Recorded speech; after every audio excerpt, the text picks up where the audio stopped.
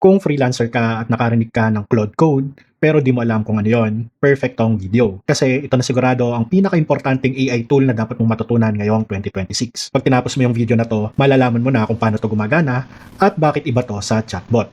At bakit ito ang skill na hinahanap ng mga clients. At bago tayo matapos ay may live demo tayo. Papagawa ko kay Claude ng isang totoong automation na ginagamit ko. At makikita mo, wala akong itatype na kahit isang code. Tapos, ibibigay pa natin sa kanya yung brand kit natin para ma-match niya yung output niya sa ating brand. Kaya stay up to the end of this video. Para maintindihan ang Claude Code, kailangan mo munang makita kung saan yung limitation ng chatbot. Yung chatbot gaya ng Claude AI, ChatGPT, tanong-sagot yon. Magaling magpaliwanag, magsulat, mag-summarize, sobrang useful. Ginagamit ko rin naman araw-araw. Hindi niya kayang buksan ang file sa laptop mo, hindi siya makakaraan ng program, hindi niya magagalaw ang totoong Gmail, Sheets, o folders mo. Nagbibigay lang siya ng advice, hindi siya ang gumagawa. Dito pumapasok ang Claude Code. Claude Code, tumatakbo siya sa mismong computer mo, sa tinatawag na terminal or sa Claude desktop na application mismo. May access siya sa files mo, pwede siyang mag-run ng commands, at pwede siyang i-connecta sa mga tools mo like Gmail, Slack, Google Sheets. Ito yung analogy natin. Yung chatbot parang consultant na nagbibigay ng advice sa Zoom call. Magaling. Pero ikaw pa rin ang gagawa. Yung Claude Code, para mo siyang empleyado na nasa office mo. Bubuksan niya ang laptop at gagawin niya mismo ang trabaho.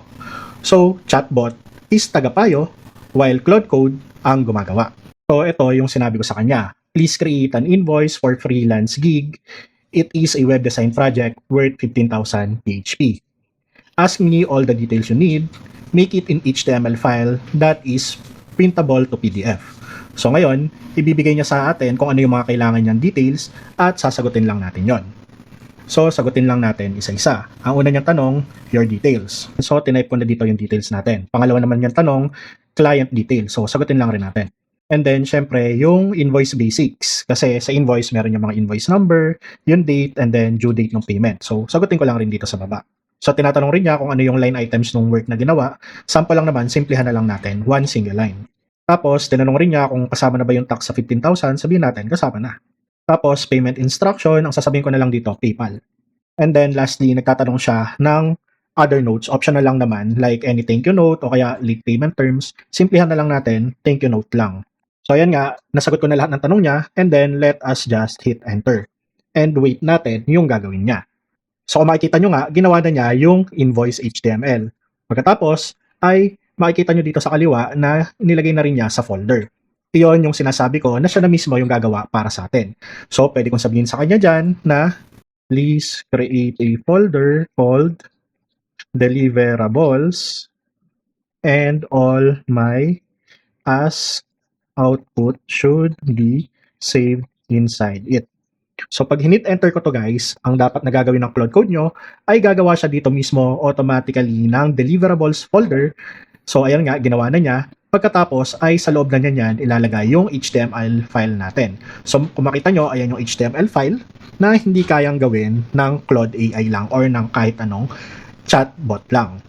Yan ang advantage ng Claude Code. So ngayon, tingnan natin yung itsura. Kung bubuksan ko siya guys, ito yung itsura niya. Ginawa na niya lahat ng details na kailangan.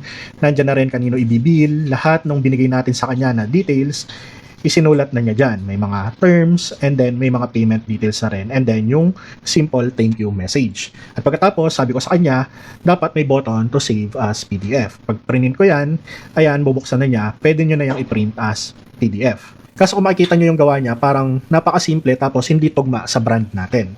Ngayon, ito yung trick. Ang gagawin ko guys is bibigyan ko siya ng brand kit natin. Gumawa na ako dati ng brand kit, so ipakita ko lang sa inyo ano ba yung brand kit. Pag binuksan ko to, makikita nyo, ito yung nagpapaliwanag ano yung logo ko, ano yung mga preferred kong color, and then may light mode din siya. So kung makikita nyo, ito yung light mode ng brand natin, and then yung mga text na ginagamit natin, while meron din naman siyang dark mode. So iyan yung tinatawag na brand kit. Hindi ko na kailangan ipaliwanag sa kanya kung paano gamitin yan. So ang gagawin ko, balik lang tayo sa ating folder, ikakopy ko kung saan siya nakasave, and then balik tayo kay Claude at sasabihin ko sa kanya na this is great. Now, I have my brand kit saved in. So ayan nga, pinis ko kung saan nakasave yung ating brand kit and sasabihin lang natin sa kanya Please study that and use the light mode in creating the invoice so it will match our brand. And then, i-hit ko lang yung enter and wait natin siyang mag-work. Habang nag-work siya, balik lang tayo dito sa ating Claude folder and then dito sa deliverables. So, dapat i-edit niya yan. Wait lang natin siyang matapos. So kung makikita nyo dito guys, siya na mismo yung nagbasa ng brandkit.html natin para maintindihan niya. Nung binasa niya, alam na niya kung ano yung mga gagamiting primary color, ano yung accent, and so on and so forth. At hindi lang yan, alam na rin niya kung anong fonts ang gagamitin sa headings at saka sa body. Tapos, gaya ng sabi ko, nakita na rin niya kung ano yung logo na gagamitin at kung ano yung tagline natin which is less manual work, more lakwacha. So, ganun nga ka-powerful ang Claude Code. Hindi mo na kailangang ipaliwanag sa kanya lahat, ibigay mo yung isang buong folder ng brand kit mo, siya na ang magbabasa nun, iintindihin niya, at kung may hindi siya naintindihan, paliwanag mo lang further, magigets niya na yon. So, wait lang natin matapos yung pag-edit niya ng invoice natin. So, ayan nga guys, natapos na niya at pinakita niya dito sa gilid. I-close ko na lang to kasi masyadong maliit tong preview tab ni Claude Code. So, ang gagawin ko na lang, balik tayo dito, in-edit niya na to, i-double click ko to. So, eto na nga yung itsura ng ating invoice. Kung makikita nyo naman, ginamit niya yung ating logo at hindi lang yan, yung ating madalas sabihin na less manual work, more lakwacha. And lahat ng ibang details na binigay ko, nandyan pa rin, ginamit niya. Kung makikita nyo, lahat ng font match na sa ating branding. At hanggang baba, pati yung font ng thank you for your business is aligned sa brand natin. Ganyan nga lang siya kadaling gamitin at ganyan din siya ka-powerful. May mga manual work ka na kayang-kaya mo nang ipagawa sa kanya. Ngayon, kung curious ka na dito sa Claude Code, meron akong libreng Claude Code Beginner Roadmap. Kailangan mo lang tong sundan hanggang Module 8. Step by step ko rin namang i-discuss yang lahat ng iyan. Libre nga pala ito, nandyan sa description yung link, kunin mo na habang nandito pa. Pero bakit nga ba kailangan mo mag-invest ng oras dito? Isipin mo lahat ng manual na ginagawa mo. Reports, data entry, invoices, follow-up emails, arrangement ng files. Yan ang kumakain ng oras mo araw-araw. Yung Claude Code, yan ang AI tool para ma-automate yan. At ito na ngayon ang skill na hinahanap ng mga high-paying clients globally. At dito sa free course na to, pag tinapos mo hanggang dulo, makakagawa ka ng gumaganang automation para sa sarili mong workflow. I will teach you from zero, kahit hindi ka coder. So, ano ang kailangan mo? Kung marunong ka mag-type ng request sa chatbot, kaya mo na to. Hindi mo kailangang maging programmer.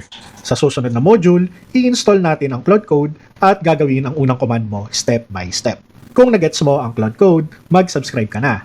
Kasi step by step natin tatapusin ang buong free course. I-click mo yung module 2 para simulan ng mag-install. At huwag mong kalimutan yung libreng checklist sa description. See you sa susunod. Lagi tandaan, less manual work, more lakwacha.